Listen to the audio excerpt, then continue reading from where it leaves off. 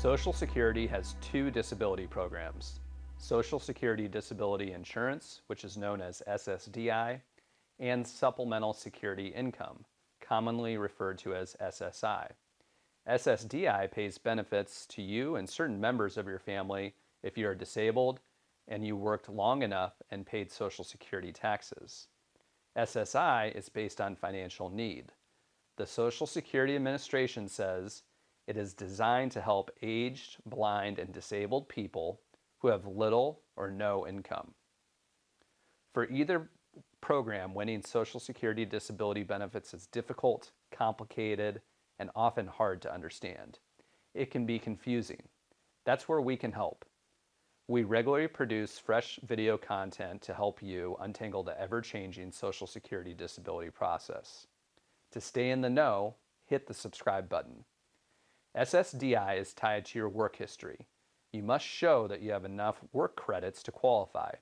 In basic terms, work credits are calculated on how long you have worked in recent years and how much money you have earned.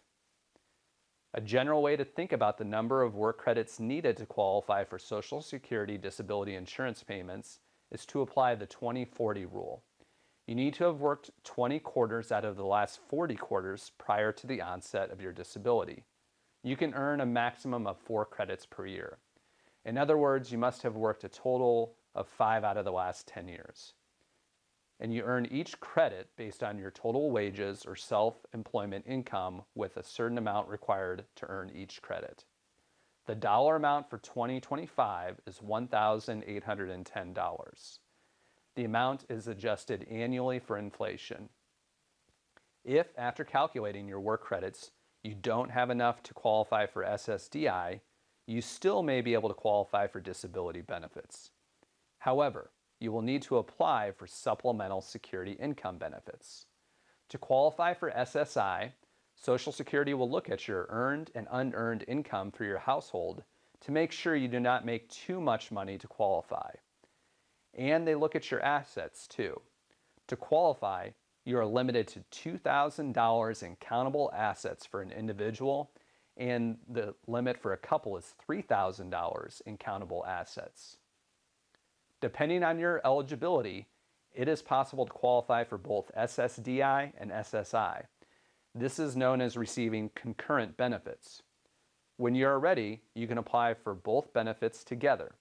After you apply, the Social Security Administration will tell you if you qualify for one or both programs. For either program, you must have a physical or mental disability that prevents you from getting and holding on to a job. It's not enough just to say you're disabled. You must be able to prove with solid medical evidence that you are impaired.